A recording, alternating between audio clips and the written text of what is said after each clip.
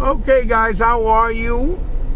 I'm gonna do this once again because it's really hot and the air conditioner, you're gonna hear it running.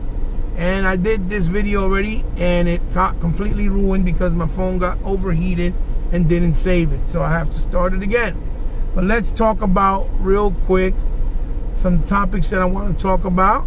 This is your boy and your brother Heba coming at you once again with a small video, and hopefully, you guys are all doing well and are blessed. Me myself, I've been dealing with a lot of things health-wise and in real life, and it's just been very busy for me for the last month and a half with graduations, birthdays, hooking up with Sega Man, hooking up with our brother Poseidon, and my health issues. So I know it's been a while, but I hope that this video comes off good, and it's all for the betterment of everybody, because like I said, I care about gaming. And one of the topics that I want to talk about is about the Microsoft needs to do better with physical game preservation. And you guys are going to be like, oh, what's going on? What does that mean? Look, by no means is this a hate video. This is a video of constructive criticism and my thoughts of what I feel Microsoft needs to improve and do better for the physical medium space. Because whether you want to accept it, believe it or not, there are still many people that enjoy physical medium. And me and my brother Poseidon had a really good conversation about this when he came down and we hung out. A beautiful human being, lots of fun, just like I did with Sega Man and with E-Rock. Just not enough time, but a lot of fun, but not enough time.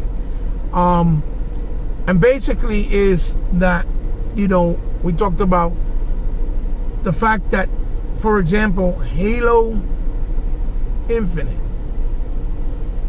is a game that for whatever reason is not, the full game is not on the disc, right?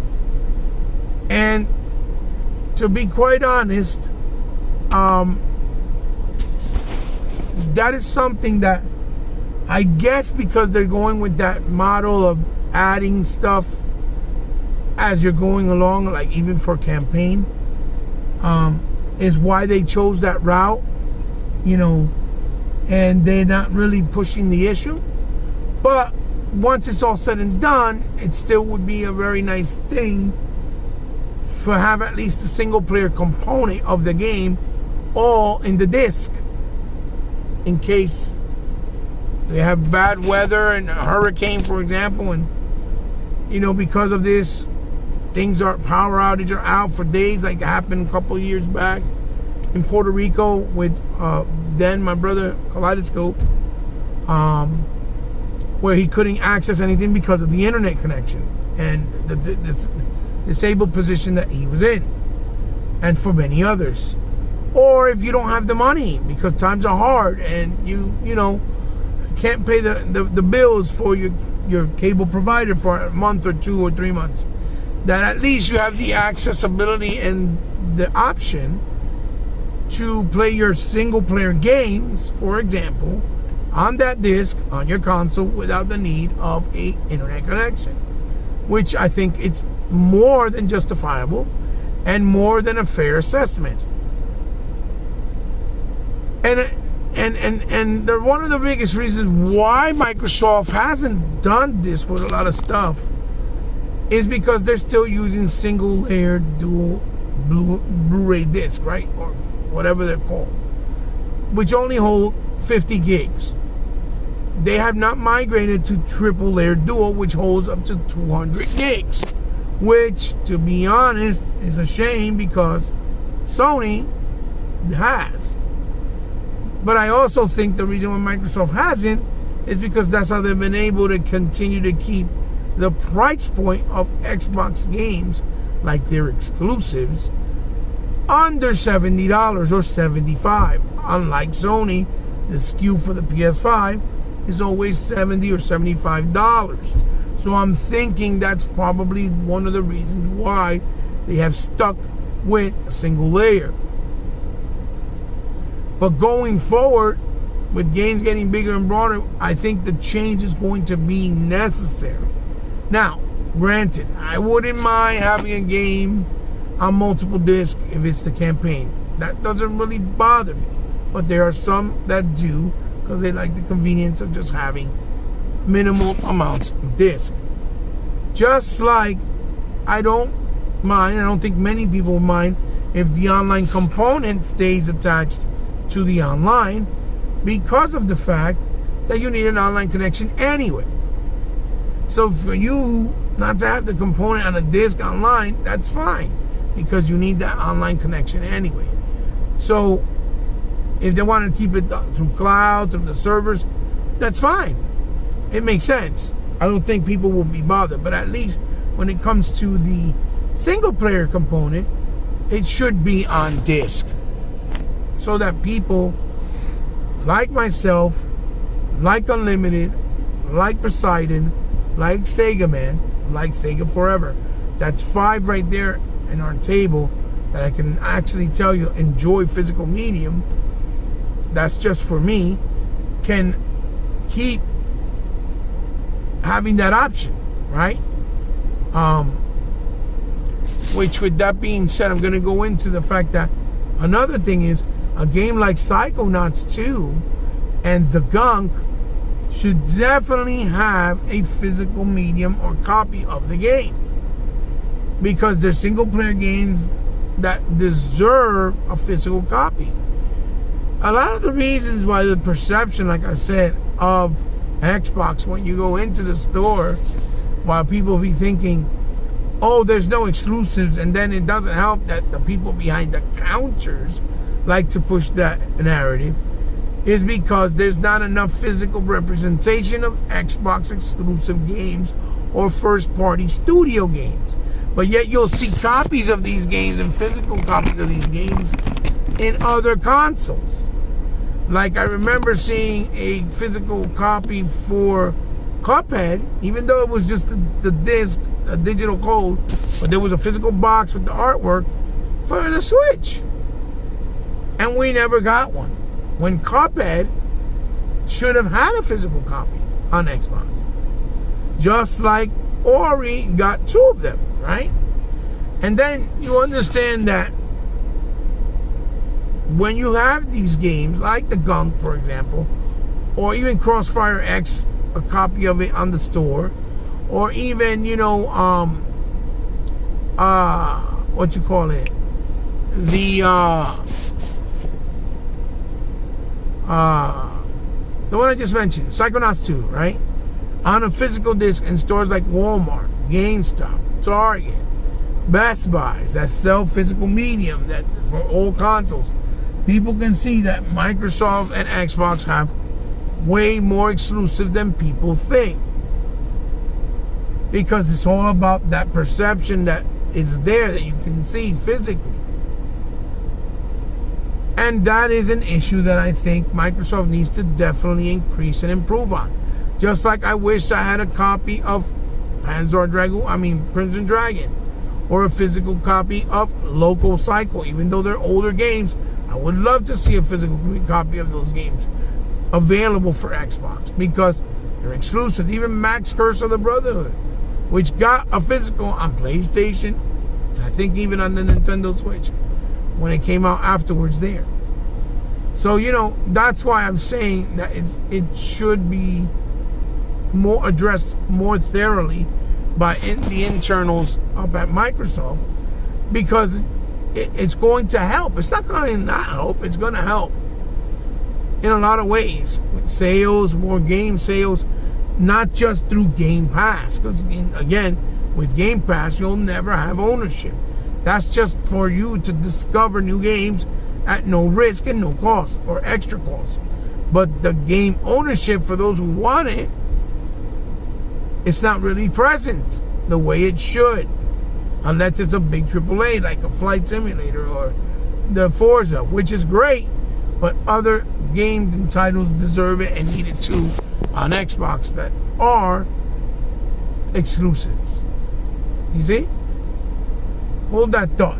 I'll be right back. And we are back, boys and girls. It's extremely hot. It's almost running at 100 degrees right now. So again, I apologize if you hear the air AC blowing in the background. It is just too hot and the phone will turn off.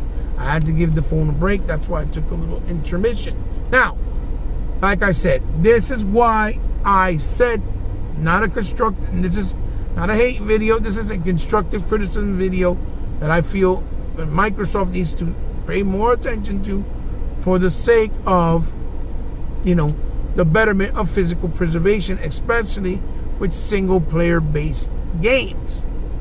Now, on to the second topic that I want to talk about, and it's basically telling Microsoft this.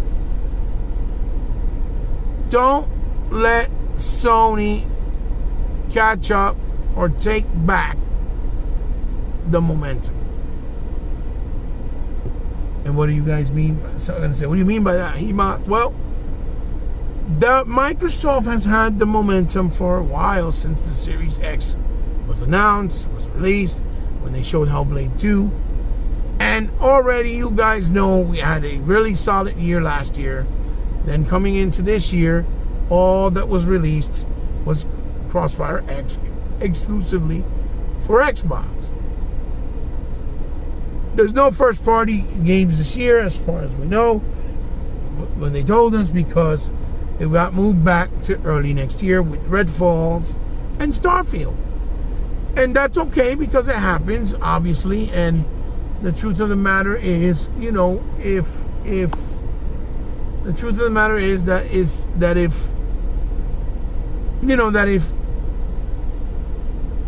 it's for the betterment of the game, then it makes a lot of sense.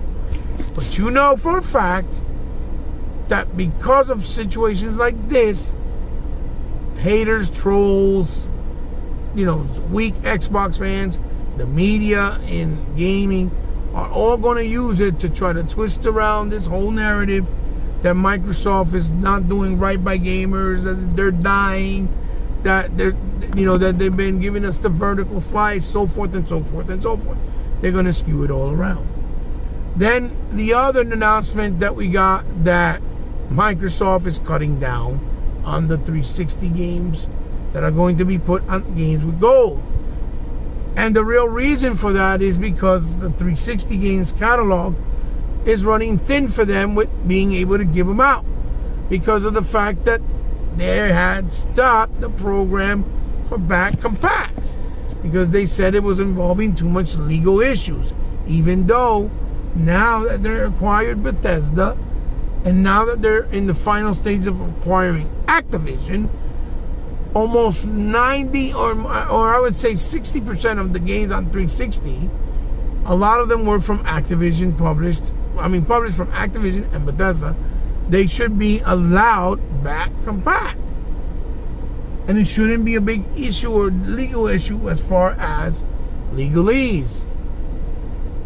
Then, while they did these different changes and announcements, now you have Sony putting out that they're hiring old engineers from the older consoles, for the PS1, PS2, and PS3, right, to create emulation to run the actual disc natively on the PlayStation consoles, which is something I said a long time ago for Microsoft to do. Since they can't get the legal backing, then do it the right way, fairly. Go around them and do that loophole. Find a way, or figure out a way to run old discs on the new consoles, right, natively, where it reads the 360 games, the OG Xbox games, and the newer games. Now, I know a lot of the consoles, I believe, don't have a reading lens. If that's the case, then do a revision of the consoles and allow the new revision of the console to read disc, or leave them installed like you did on 360. You see what I'm saying? For better performance. That way you can play again those games natively. And no, we understand they're not going to have the enhancements because that'll only work through the update with an online connection, which makes perfect sense. But at least we can play the discs of those games. I got so many games on 360 that I never was able to finish or play straight through that I have to now keep a 360, an OG Xbox, just to play them. Like The Punisher, like Inversion, like Never Dead, like Star Trek. You know what I mean? Like Knight's Contract, like, you know, Inversion. I think I said that already. Anyway, you get the point. Yes, we have a nice amount of back compat native through that emulator so far. But there's a lot of great gems that were left behind, even in the arcade market, which they're digital, because or due to the stupidities of those legalese. Like all those Marvel games that Marvel refuses to let them play or be back compat. We should be able to play them because we own them, like Thor or like Captain America or Green Lantern, or all the Spider-Man games. That's why it's important. And now Sony's trying to, you know, rambling on it. They're trying to tackle this market. So now that's going to be their secret weapon, which was the best secret weapon that Xbox and Microsoft had, to use it to their disadvantage to make it their advantage towards Xbox. You see?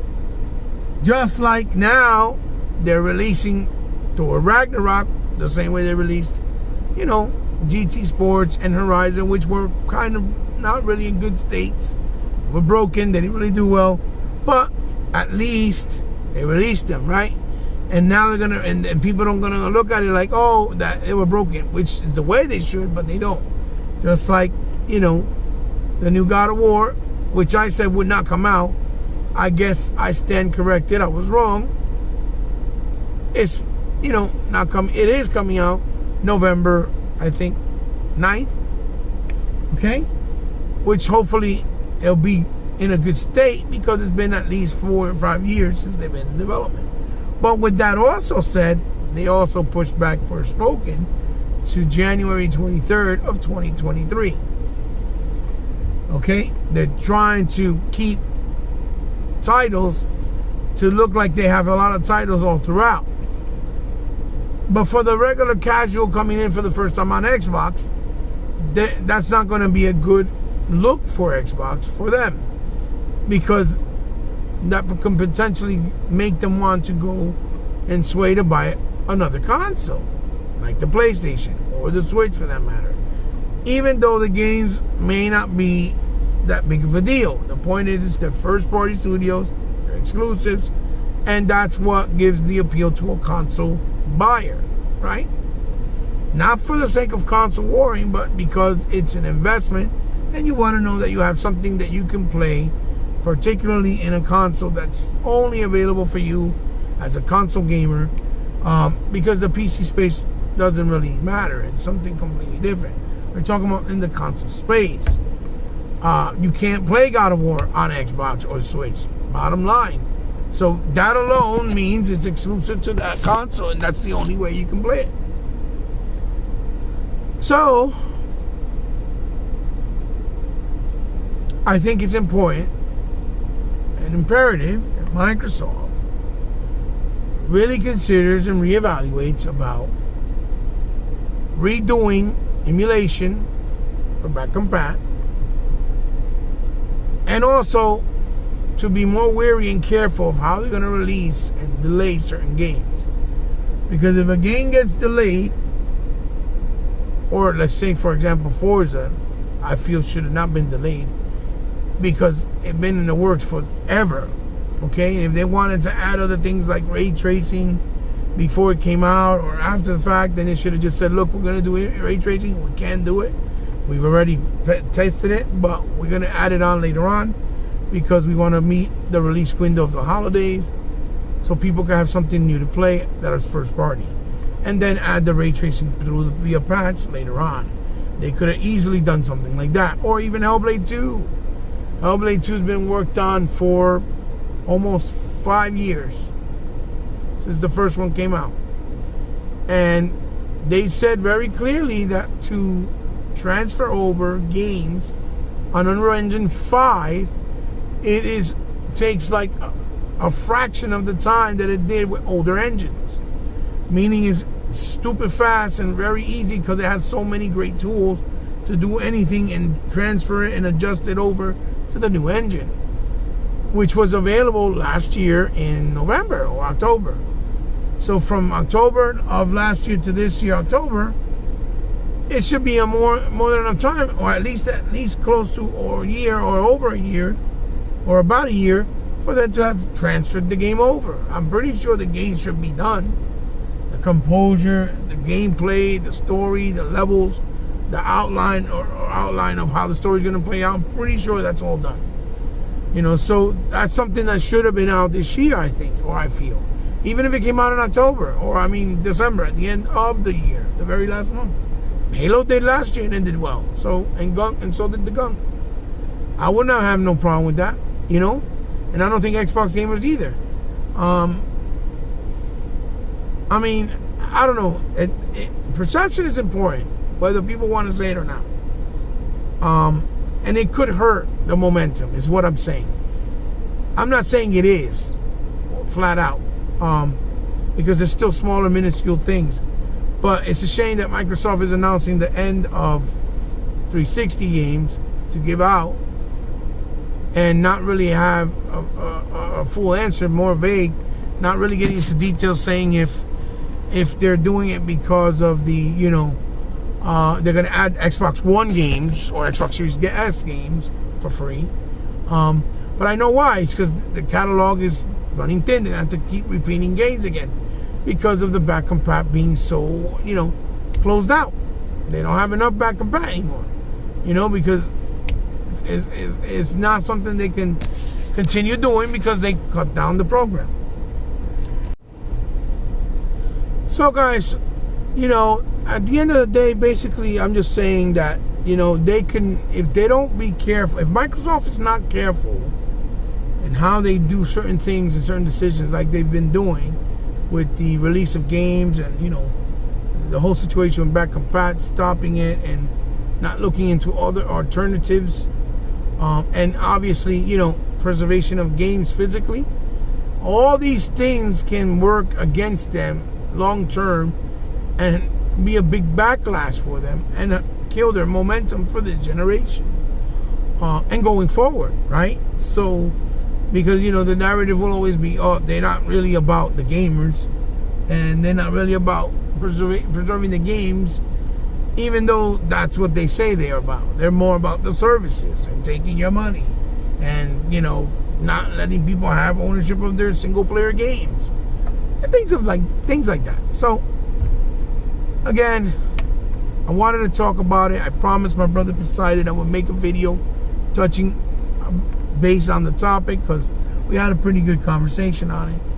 And again, I think a lot of it, in my suspicion, is that has to do with them not migrating over to the triple layered dual disc, which holds 200 gigs, because then they would have to charge more money. But like I said, if gamers have the ability to own their games in the single player, especially Realm, on the disc physically, I don't think they'll have a problem or be upset with paying the price or the money because they have the option and it's there for them, right? And it's consumer friendly also, and it's just options. Like Microsoft likes to talk always, they're all about options. So give it to us. I don't know if you guys will disagree with my video or not. I hope that you see where I'm coming from and I'm clear enough that you understand what I mean and that it's from the heart. But of course, like always, you can leave your comments down in the description down below. Leave a comment, leave a thumbs up if you liked it, leave a thumbs down if you didn't like it. You know that anywhere that you can find me is down in the description below. Whether it's Twitter, Instagram, Twitch, you know, online with all the consoles, wherever it is you can find me, it's all there, the information. Same way, if you guys will ever want to help me out in any way, shape, or form from the kindness of your heart, because you like what I do and love what I'm trying to do, it's all there too. You can do it. It's all there for you, the information. Only if you want to, or you choose to, because you have the means to, or love what I do and want to do it for the kindness of your heart, like I said. If you guys want to donate something to the channel so that I can review or highlight or do something, to showcase it, it would be an honor. I will be more than happy to do so. Just hit me up on one of the DMs on those social platforms like Instagram or like Twitter, and I'll get back to you. We'll work out the particulars, and hopefully everything will go great. Guys, have a blessed day, blessed week. I hope you had all a blessed 4th of July. And this is your boy Heba signing off. Until the next one, love you. I'll see you then. Bye-bye.